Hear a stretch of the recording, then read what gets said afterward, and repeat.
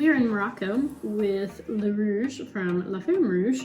And this wine has a lot of really interesting things going for it. It is both Moroccan wine, which is really fun. We've only had a rosé so far from Morocco. And on top of that, this is also a kosher wine. So you'll see on the back it has, it's all in French, but you'll see that there's some certifications of it being kosher, which is amazing because since we've started Misa, people have asked about kosher wine every single year for Passover, and I have never been able to find one that is both meeting our standards for natural wine and kosher.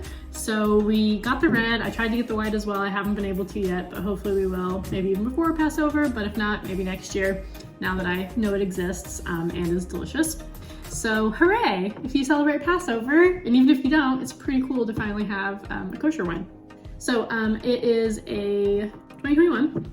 It is a blend of Syrah and Carignan. The history here is that they started growing grapes during the French occupation in Morocco, and about 20 years ago, they started actually bottling under their own name.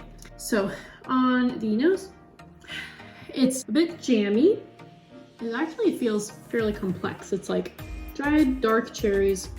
It has a bit of like an herbal thing going on, a little bit savory, maybe a little bit like meaty as well.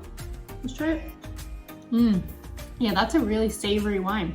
It's kind of got like almost like olive oil notes to it, which is kind of a weird thing, or like an olive something there, kind of vegetal. There is, the fruit's definitely still there, but it's actually, I feel like, playing a secondary role on the palate versus it was the first thing that hit me on the nose.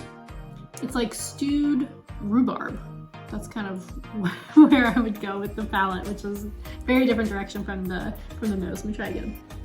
Yeah, it's just super savory. It's got a little bit of like a saline note to it, which makes sense because it's not that far from the ocean. There's like a bit of like currants here, but again, like all of the fruit that I'm finding is a bit either dried or slightly jammy. As far as the texture and everything goes, so it is medium acid, medium tannin, maybe even a little bit medium high tannin, so that's gonna be a good one for pairing with food since we don't always find that.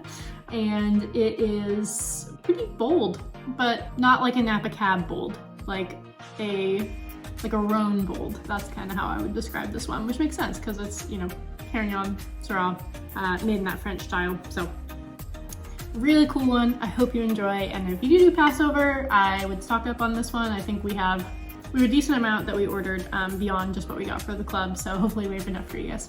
Enjoy.